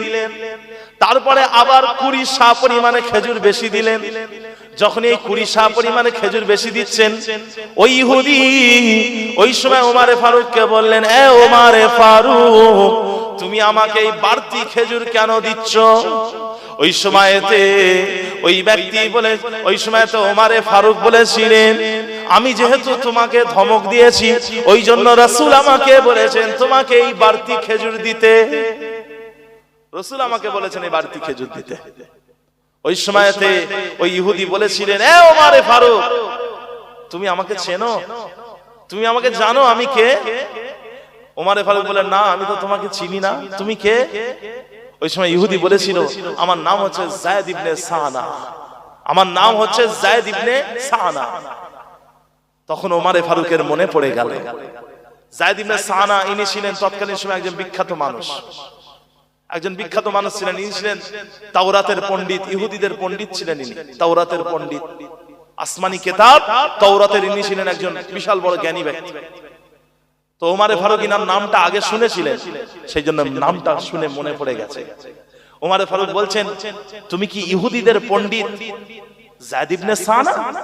তখন ওই ব্যক্তি বলছে, হ্যাঁ, আমি হলাম ইহুদিদের আলেম, ইহুদিদের পণ্ডিত, আমি যায়েদ ইবনে সানা। ওই সময় ওমর ফারুক বললেন, তুমি আসমানি কিতাব তাওরাত পড়েছো? ইহুদি বলল, হ্যাঁ পড়েছি। ওমর ফারুক বললেন, সেখানে রাসূলের ব্যাপারে তুমি পড়োনি? আখেরি জামানার যিনি নবী হবে তার ব্যাপারে তুমি কিছু পড়োনি? বলছে, হ্যাঁ পড়েছি। ওই সময়তে ওমর ফারুক বললেন, তাহলে যদি পড়ে থাকো তাহলে রাসূলের সাথে কেন খারাপ আচরণ করলে? রাসূলের সাথে কেন দুর্ব্যবহার করলে?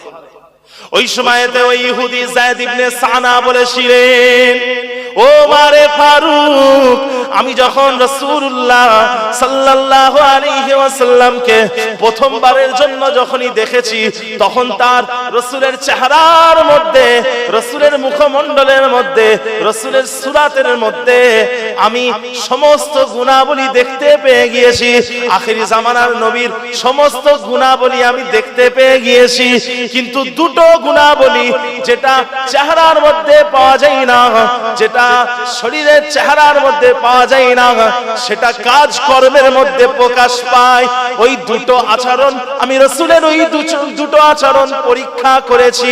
ওই দুটো আচরণ হলো, প্রথম নাম্বার হলো ওহুয়া সাল্লাল্লাহু আলাইহি ওয়াসাল্লাম লা ইয়াজিদু মিন কাসরাতিল আযা ইল্লা সাবরান, আর দ্বিতীয় নাম্বার হলো ওয়া আলা আশরাফিল জাহিলি ইল্লা হিলমান। আখেরি জামানা যিনি নবী হবে তাকে যত বেশি কষ্ট দেওয়া হবে, তিনি তত বেশি সহ্য সবর ধারণ করবেন, তত বেশি সহ্য সবর বাড়িয়ে দেবেন। আর দ্বিতীয় নাম্বার হলো, আখেরি জামানা যিনি নবী হবেন তিনার সাথে মানুষ যত মূর্খামু করবে, নিজেদের মূর্খ হওয়ার প্রমাণ দেবে, তত তিনি বেশি বেশি করে সহ্য সবর ধারণ করবেন, তিনি তত বেশি ধৈর্য ধারণ করবেন, তিনি তিনার ধৈর্যটাকে বাড়িয়ে দেবেন। ওমর ফারুক, আমি রাসূলের সমস্ত গুণাবলী রাসূলকে একবার দেখেই আমি দেখতে পেয়ে গিয়েছি, যেই দুটো গুণাবলী দেখা যায় না, কাজকর্মের মধ্যে প্রকাশ পায়, ওই দুটো গুণাবলী আমি পরীক্ষা করে দেখলাম। আর এই পরীক্ষায় রাসূলুল্লাহ সাল্লাল্লাহু আলাইহি ওয়াসাল্লাম তিনি বিজয় লাভ করেছেন, তিনি জয়ী হয়ে গিয়েছেন। ও মারে ফারুক, আমি আমার সমস্ত সম্পত্তি দুই ভাগে ভাগ করলাম, এক ভাগ আমার নিজের জন্য, অন্য ভাগটা আমার রাসূলুল্লাহ সাল্লাল্লাহু আলাইহি ওয়াসাল্লামের উম্মতীদের জন্য আমি ওয়াকফ করে দিলাম, ওয়াকফে লিল্লাহ করে দিলাম, ওয়াকফ করে দিলাম, দান করে দিলাম। হযরত ওমর ফারুক বললেন, আল্লাহর নবীর উম্মতের সংখ্যা হলো অনেক, উম্মতের সংখ্যা হলো অনেক, আপনি আপনার এই অর্ধেক সম্পত্তি কিছু সাহাবাদেরকে দান করে দেন। যায়েদ ইবনে সানা বললেন, ঠিক আছে তাই হবে, আমি আমার অর্ধেক সম্পত্তি রাসূলের কিছু সাহাবাদেরকে দান করে দিলাম। ও ভাইজানেরা, ও আমার নবী পাকের উম্মতীরা, এই যায়েদ ইবনে সানা আল্লাহর নবীর কথাই মুগ্ধ হয়ে গেছিলেন, আমার নবী পাকের আচরণে মুগ্ধ হয়ে গিয়েছিলেন, এবং আখিরি জামানার নবীর এই আচরণ তিনি তাওরাতের মধ্যে পড়েছিলেন। আর সেই জন্য এই যায়েদ ইবনে সানা ইহুদিদের পণ্ডিত, ইহুদিদের আলেম, আল্লাহর নবীর কাছে গিয়ে ঈমানের কালেমা পড়ে মুসলমান হয়ে যায়। যদি বললেন না সুবহানাল্লাহ। তো ভাইজান, রাসূলুল্লাহ সাল্লাল্লাহু আলাইহি ওয়াসাল্লামের সাথে খারাপ আচরণ করেছেন, কিন্তু তিনি চুপ থেকেছেন, তার উত্তর দেননি, চুপ হয়ে গেছেন। আর এই আচরণ দেখে ওই ইহুদি পরবর্তীতে ঈমানের কালেমা পড়ে মুসলমান হয়ে গিয়েছে। যদি বলুন না সুবহানাল্লাহ। তো মানুষের সাথে ভালো আচরণ করতে হবে, সুন্দর ব্যবহার, সুন্দর আখলাক রাখতে হবে। কথা বুঝতে পারছেন? আমার রাসূলুল্লাহ সাল্লাল্লাহু আলাইহি ওয়াসাল্লামের চরিত্রে, আমার রাসূলের গুণে গুণান্বিত হতে হবে। আল্লাহ রাসূল কিন্তু মানুষের সাথে খারাপ আচরণ করেননি, কষ্ট দেননি। এই অন্তর কারোর ভেঙে দেবেন না, কারোর অন্তর ভেঙে দেবেন না। আল্লাহ পাক আমাদের সকলকে মানুষের সাথে সুন্দর আচরণ করা তৌফিক দান করেন। বলুন আল্লাহুম্মা আমিন। আল্লাহ হযরত ছোট হুজুর পীর রহমাতুল্লাহ আলাইহি, দাদা হুজুর রহমাতুল্লাহ ছোট ছেলে, ছোট হুজুর রহমাতুল্লাহ আলাইহি একদিন মসজিদের মধ্যে আছেন, আর মসজিদের ভিতরে কয়েকটা বাচ্চা ছেলে খুব হই হই করছে, খুব চেঁচামেচি করছে। উনি মসজিদের ভিতরে বাচ্চাদেরকে একটু ধমক দিলেন। নামাজ শেষ হয়ে যাওয়ার পরে বাচ্চাগুলোকে ডেকেছেন, এদিকে এসো, একচিরা তোমরা এদিকে এসো। ডেকেছে, ডেকে ছোট হুজুর রহমাতুল্লাহ আলাইহি ওই বাচ্চাটার হাত ধরে বলছেন, বাবা আমি তোমাকে ধমক দিয়ে ফেলেছি, তুমি কষ্ট পাওনি তো বাবা, আমাকে আল্লাহর রাস্তায় মাফ করে দিও। আমি তোমাকে ধমক দিয়েছি, কষ্ট দিয়েছি, আমাকে আল্লাহর রাস্তায় মাফ করে দিও। মানে অত বড় মানুষটা ওই ছোট্ট ছেলেটার কাছে হাত ধরে মাপ চাইছে। তো ভাইজান আর মাপ চাইছেন, আর চোখ দিয়ে অঝর নয়নে কাঁদছেন। তো ওই ব্যক্তি বলছেন, যখন ছোট হুজুর রহমাতুল্লাহ আলাইহি আমার হাত ধরে এইভাবে ক্ষমা চাইছে আর কাঁদছে, আমিও তখন ছোট হুজুরের কান্না দেখে, আমিও চাচা জানের কান্না দেখে আমিও কাঁদছি, আমিও চাচার কান্না দেখে আমিও কাঁদছি। ছোট হুজুরও কাঁদছে আর উনিও কাঁদছে। কথা বুঝতে পারছেন? আরে হাজিরিনে মাজলিস, মানুষের সাথে ভালো আচরণ করেন, কষ্ট দেবেন না, দুঃখ দিয়ে কথা বলবেন না। আমার বড় চাচা জান হুজুর কেবলা কালিমুল্লাহ সিদ্দিকী চাচাজান হুজুর এদিকে তো আসতেন, অনেক আসতেন না? আমিনপুর খুব প্রিয় জায়গা ছিল, আমিনপুর। হ্যাঁ, তো ভাইজান হুজুর আসতেন। তো হুজুরের ইন্তেকালের কয়েকদিন আগের কথা, উনি চিকিৎসার জন্য যাচ্ছেন। আল্লাহ শুধু সুস্থ মানুষ ছিলেন, সুস্থ মানুষ, হাঁটতেন, হেঁটে হেঁটে যাচ্ছেন, গাড়িতে উঠলেন। আর কিছু আমার আব্বাজানও ছিলেন, আরো কিছু চাচাজানরাও দেখা করতে গেছে। তো উনি ডাক্তারখানায় যাচ্ছেন ইন্তেকালের আগে। তো কলেজ গাড়ি, উনি গাড়ি করে কিছুটা চলে গেলেন। একটা মোটা গাছ আছে দেখবেন ওনার বাড়ির সামনে, ওই মোটা গাছটার কাছে চলে গেল। ওখান থেকে চিল্লে বলছেন, বাবারা, কচিরা, আমার কথাই যদি তোমরা কেউ কষ্ট পেয়ে থাকো মাফ করে দিও, তোমরা সব আমাকে মাফ করে দেবে। কথা বুঝলেন? এইভাবে। আর হুজুর দুনিয়া থেকে চলে গেলেন, তার 2-3 দিন পরের ঘটনা, দুনিয়া থেকে চলে গেলেন। সুস্থ মানুষ ছিলেন। কথা বুঝলেন? আল্লাহ পাকের হুকুম, কে কখন দুনিয়া থেকে চলে যাবে কেউ বলতে পারবে না, ঠিক কিনা ভুল বলে? কথা বুঝতে পারছেন? কিন্তু ভাইজান মনে রাখবেন, মানুষকে দুঃখ দেবেন না, কষ্ট দেবেন না, মানুষের সাথে ভালো আচরণ করবেন, সুসম্পর্ক রাখবেন। আল্লাহ রাসূল সাল্লাল্লাহু আলাইহি ওয়াসাল্লামের আদর্শ। আমার দিনদার ইমানদার নেককার আল্লাহওয়ালা ভাইজানেরা, কিন্তু বর্তমান সময়ে এখন আমরা দেখছি কে কাকে কতটা টিস দিয়ে কথা বলতে পারে, ঠেস দিয়ে কথা বলতে পারে। কথা বুঝলেন? এটা থেকে আমাদেরকে বিরত থাকতে হবে। আল্লাহ পাক হেফাজত করেন, বলুন আল্লাহুম্মা আমিন। দরুদ শরীফ, আল্লাহুম্মা সাল্লি আলা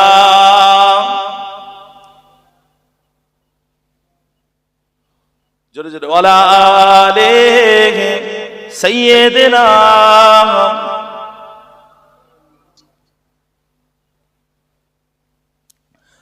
নাজমুল উয়ুনি ইসমু মুহাম্মদ নূরুল কুলুবি ইসমু মুহাম্মদ চোখের তারা আমার নবীর নাম অন্তরের আলো আমার নবীর নাম Nazmul উয়ুনি ইসমু Muhammad Nurul কুলুবি Ismu Muhammad, star of the eyes, name of Muhammad, light of the heart, is name of Muhammad, aankhon ka tara, naame Muhammad, dil ka ujala, naame Muhammad, aankhon ka tara, naame Muhammad, dil ka ujala, नामे मोहम्मद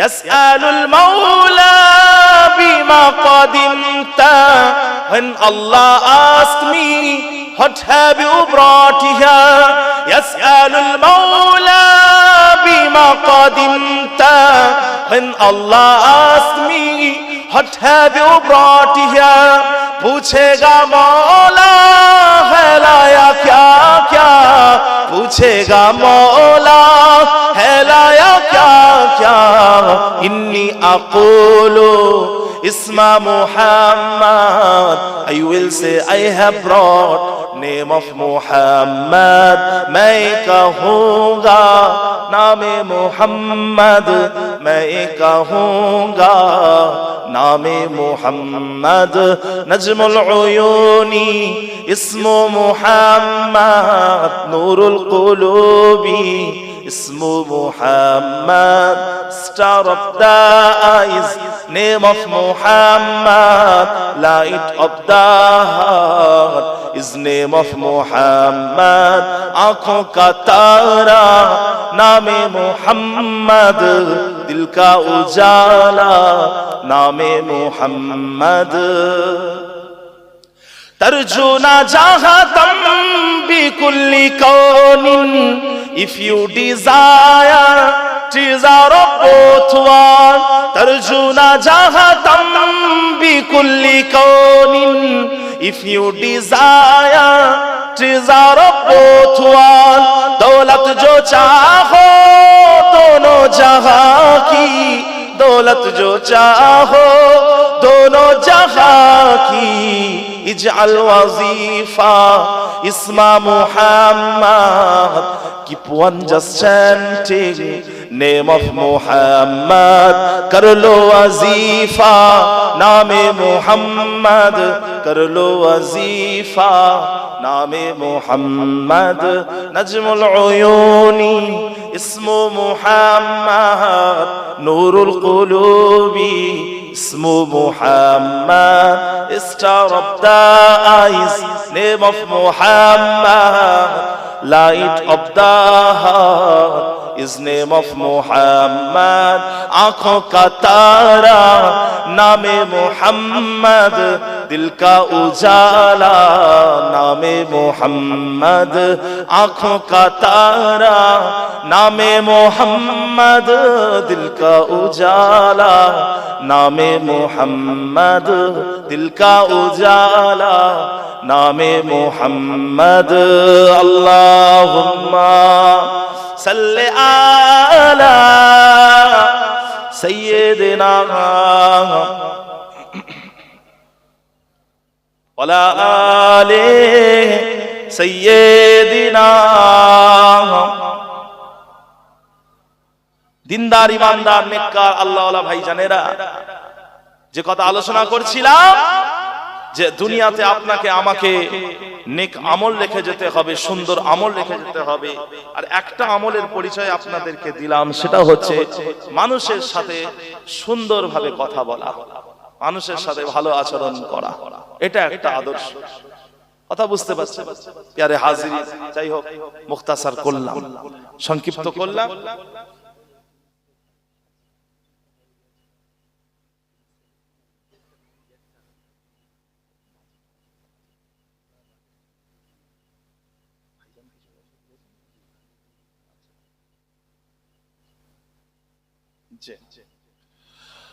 আমার দিনদার ইমানদার নেককার আল্লাহওয়ালা ভাইজানেরা, আরেকটা আমলের কথা বলি। রাসূলুল্লাহ সাল্লাল্লাহু আলাইহি ওয়াসাল্লাম বলছেন, ইজা মাতাল ইনসানু ইনকাতা আনহু আমালুহু ইল্লা মিন সালাসাতি আশিয়াইন, সাদাকাতিন জারিয়াতিন আও ইলমিন ইউনতাফাউ বিহি আও ওয়ালাদিন সালিহিন ইয়াদউ লাহু। আল্লাহর নবী বলছেন, মানুষের যখন মৃত্যু হয়ে যায়, সমস্ত আমল বন্ধ হয়ে যায়। তিনটে আমল বন্ধ হয় না। একটা আমল হলো সাদকায়ে জারিয়া করা। সাদকায়ে জারিয়া, মাদ্রাসা মসজিদ করে দেওয়া অথবা মাদ্রাসা মসজিদে দান করা। আরো অনেক সাদকায়ে জারিয়া আছে। আর দ্বিতীয় নাম্বার হচ্ছে মানুষকে উপকারী জ্ঞান দান করা, উপকারী শিক্ষা দান করা। কথা বুঝতে পারছেন? আল্লাহর নবী বলছেন, খায়রুকুম মান তাআল্লামাল কুরআনা ওয়া আল্লামাহু, তোমাদের মধ্যে ওই ব্যক্তি হলো উত্তম যে নিজে কোরআন শেখে এবং অন্যকে কোরআনের শিক্ষা দান করে। কথা বুঝতে পারছেন তো ভাইজান? উপকারী ইলম দান করা। তৃতীয় নাম্বার হচ্ছে দুনিয়ার বুকে নেক সন্তান রেখে